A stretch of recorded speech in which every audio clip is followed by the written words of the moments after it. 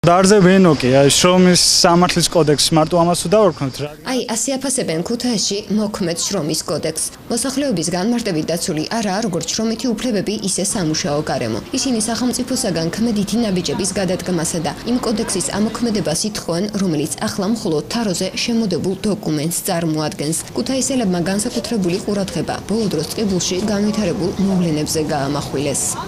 კოდექსი კარგია, მიმუშავებს, ოღონ იმ შემთხვევაში, როდესაც სახელმწიფოს ექნება შესაძლებლობა მატერიალური რესურსები და ასევე ადამიანური რესურსები იმისა, ვინც განახორციელებს ამას რეალობაში. დღესდღეობით საქართველოს არ გააჩნია მსგავსი რესურსი.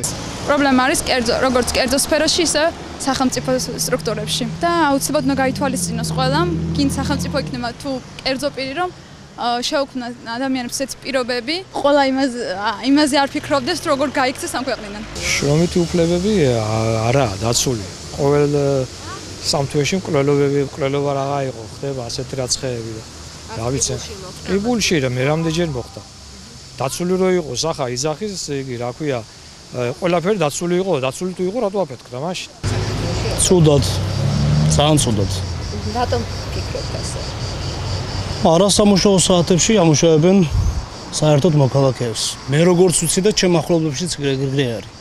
ანუ 6-მდე მთავრდება, მანამ 7-მდეც მუშაობენ და 9-მდეც და რა ვიცი.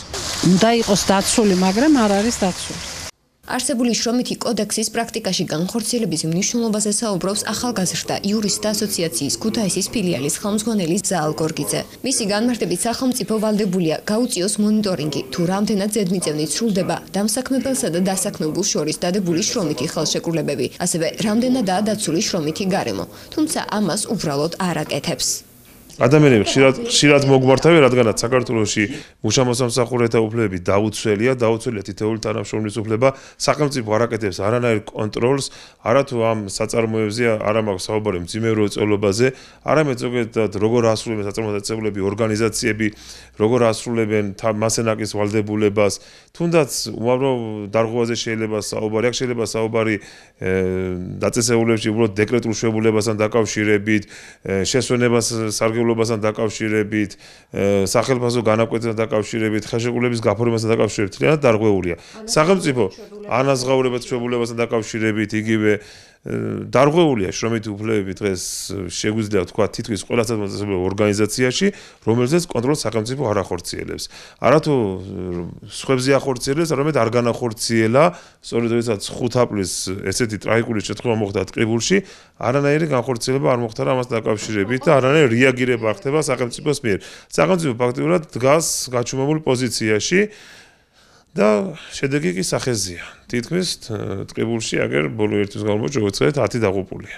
შრომით უფლებებთან დაკავშირებით საკითხი განსაკუთრებით აქტუალური ტყიბულში მომხდარი ტრაგედიის შემდეგ გახდა, როდესაც მაღაროში კიდევ 4 ადამიანი დაიღუპა. ეს მას შემდეგ, როცა ამავე შახტაში 5 აპრილს 6 მუშა გარდაიცვალა. საკითხის მნიშვნელობაზე ალაპარაკდა ქვეყნის ახალი პრემიერ-მინისტრიც მამუკა ბახტაძე. ჩვენ გვჭირდება შრომის დაცვის მაღალი სტანდარტები განაცხადა მან და მოსახლეობას ევროპული სტანდარტების შემოღებისა და დანერგვის პირობა მისცა. თამარ ქავთარაძე, ტელეკომპანია მეგა TV-სათვის.